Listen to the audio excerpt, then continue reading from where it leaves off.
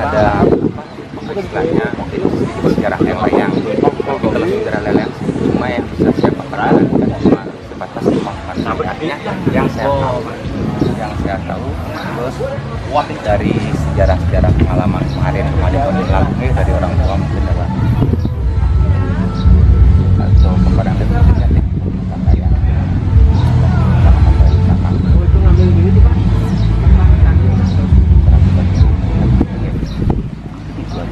soalnya beras waktunya tidak lama kan, ya cukup singkat, tidak lama. Jadi saya kira segitu aja. Nanti ya tergantung lagi para teman-teman karyawan ya, makanya mereka ya bertanyakan tentang mereka bisa ya. Nanti itu apakah ada sesi demonstrasi kayak pembuatan layang-layang gitu Pak atau gimana? Sesi demonstrasi ya pasti ada. Terus dari tim yang semua sudah menyiapkan ada di paku yang dari rangka, terus cara perakitan yang sudah dibentuk ataupun yang masih kerangka asli yang sudah dibentuk dari layang bebean sama layang janggan duit yang ada di paku. Lalu di Bali sendiri jenis layang-layang yang ada tuh layang-layang apa aja sih Pak? Kalau di Bali yang tiang tahun ya, dari layang yang tren yang betul-betul oleh masyarakat mobil layangan ya ada layang contekan ya.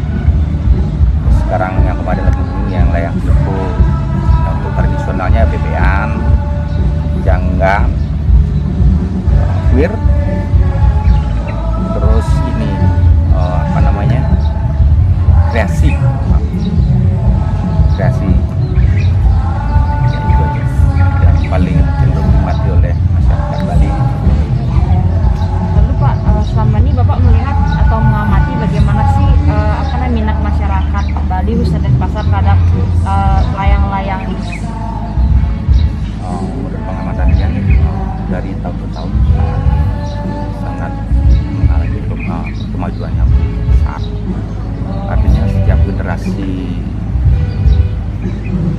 baru, terutama anak-anak antusias sekali untuk mengikuti lomba-lomba lainnya, baik di tingkat regional namanya yang regional ataupun diadakan oleh PO barangkali atau provinsi-provinsi ya. Setiap tahun yang kita meningkat, antusias sekali mereka untuk ini belajar tahu seni pelayanan itu seperti apa. Artinya setiap tahun itu selalu mengalami peningkatan yang sangat luar biasa. Walaupun di masa pandemi seperti sekarang ini antusias itu masih lebih meningkat, tidak ada pengaruh apa-apa. Masih karena kita sendiri mengalami mereka datang ke tempat yang sekedar konsultasi atau apa-apa, semakin hari itu semakin banyak, semakin terus terus mengalami peningkatan yang berarti pandemi ini kan tidak membatasi minat masyarakat untuk terus layangan gitu. Seperti itu ya, ada hal yang itu sangat membatasi mereka terus beraktivitas yang membuat layang-layang. Oke Kak, terus Bapak sendiri udah berapa lama sih menggeluti dunia layang-layang Bali? Yang kalau masalah menggeluti sekitar tahun 92 dia sudah mulai belajar layang, tapi kalau masalah hobi dari SD kelas 5 tahun 85 yang sudah ikut pada partisipasi lomba layang-layang waktu itu pertama kali yang tahu di Kapten Jambo ya, tahun 85. Nama lombanya apa nih Pak? Masih ingat Pak? Waktu itu sih belum yang istilah mungkin sudah ada pelangi waktu ini, tapi waktu itu belum yang lihat ada pelangi, cuma lomba layang-layang itu masih jalan kaki sih tiang dari rumah dari kediaman Bapak yang di mana? Yang di Mambojol, Banjar Pekanlang. Masih jalan kaki tiang ke Renon, nyampe itu di Renon. Yang ikutnya di Renon, tapi yang ini yang pertama kali katanya di Tanjung Bungka ya. Mau yang ingatnya dia waktu itu di Renon tahun 85 86 gitu. Mungkin awal pertama kali lomba layang-layang mungkin di Badanggala. mungkin di Kapten Japo nih, bukan Kapten Japo ya, mungkin termak lainnya Kapten Japo. Setelah itu yang dengar cerita pindah ke Setir Karyl. Yang di Setir Karyl yang tidak tahu, cuma Firdaus dia udah tahu tahun 8586. Soalnya yang sendiri jalan kaki ke sana, terus di bawah layangan biasa kan. Yang sama dilombakan nih ke apa ya? waktu nikah sudah yang lihat nih, itu ada bebean, jangan buntut kalau tidak salah ini sama kreasi yang lihat waktu itu, layangan Oman itu, yang lihat waktu masih kecil itu, bebean udah pasti itu, karena dia yang ikut bebean. Dan untuk kreasi yang lihat layang Bimo berbentuk Bimo nih, itu yang lihat. Waktu zaman itu ya. Waktu zaman itu yang saya masih ingat sekali. Waktu zaman sekarang ini makin banyak apa ya? Zaman sekarang, Jenis-jenis ya. yang dilombakan. Zaman sekarang lucunya, saya kira sih sama aja, cuma diteruskan seperti itu. Kelanjutannya biar tetap bertahan seperti itu aja kan, seri-serinya ya itu aja, bebean, kreasi, jangan. Berarti berapa kategorinya? Ya segitu aja kayak. Tapi dibagi beberapa jenis sih, kan ada yang remaja, anak-anak, gitu. Dewasa. Tapi sekarang sudah ada size. Dulu belum ada.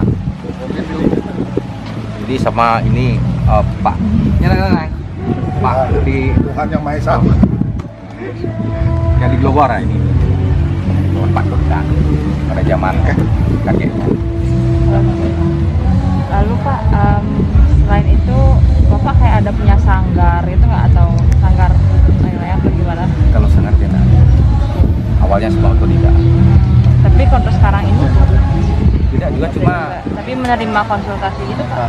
konsultasi artinya secara khusus tidak, cuma mereka datang main Datang. ke tempat yang kerja bikin layangan itu aja ada. Setelah kalau tidak ada, kalau mereka mau datang mau sharing, sedang sharing aja nggak apa-apa. Berarti kesehariannya nih Pak, Bapak sebagai apa, seniman membuat layang-layang atau ada job profesi lain mungkin Pak? Sebelum ini yang pernah juga bekerja cuma bukan bekerja, semua training di Aston Bali sebagai bartender, cuma ada bertahan lama, mungkin enggak pas mungkin di situ kan. Setelah itu saya coba untuk berdagang di pinggir jalan jualan nasi jenuh udah lama sih, sekitar 15 tahun. Tapi setelah itu karena saya lihat prospek untuk layang-layang, akhirnya yang bebek yang berhenti dia jualan nasi karena yang jualan setiap hari sampai jam 4 pagi, jam 3 kan, jam 4, jam 5 saya baru tutup. Akhirnya lama-lama jadi merasa capek sekali berdagang. Nah, kebetulan pas musim layangan sudah ada yang datang yang bisa layangan, akhirnya dia tutup lagi sejenuh yang fokus di layangan. Sama ini dari masih kecil dia aja. Untuk pembuatan layang-layang sendiri yang paling rumit dan membutuhkan waktu yang lama, yang layang-layang jenis apa Pak? Kalau rumit tidak rumit, cuma butuh waktu aja. Kita tidak bisa apa ya istilahnya, kerjanya itu kasar. Artinya tidak boleh dengan mood, kita harus bekerja. Tidak, tingkat kerumitan tidak ada karena sudah sering melakukan pekerjaan seperti itu. Ya tingkat kerumitan tidak begitu, cuma waktu kita bekerja cuma harus fit gitu loh. Tidak bisa dipaksakan ganda, pokoknya kita harus bekerja. Tingkat kerumitannya tidak ada. Nah, terus nih Pak, pertanyaan terakhir, harapannya untuk dunia layang-layang sendiri dan perkembangannya seperti apa? Kalau harapannya cuma satu, semoga pemerintah menyediakan fasilitas biar kita bisa bermain di layang-layang. Itu aja penting, fasilitas untuk bermain layang-layang. Khususnya saya bilang di Kota Denpasar kan, mudah-mudahan masih bisa ya. Sekarang kan cuma ada 2 tempat yang kita pakai, di Mertasari sama di Pananggala. Ya, cuma itu kendalanya, fasilitas kita mudah-mudahan disediakan atau dibuatkanlah fasilitas sama yang instansi yang berwenang ya, dinas pariwisata atau siapa saya berani bilang, yang penting kita ada fasilitas saja untuk bermain untuk kedepannya kan? Karena ini berhubungan dengan seni dan budaya. Semoga kita disediakan tempat aja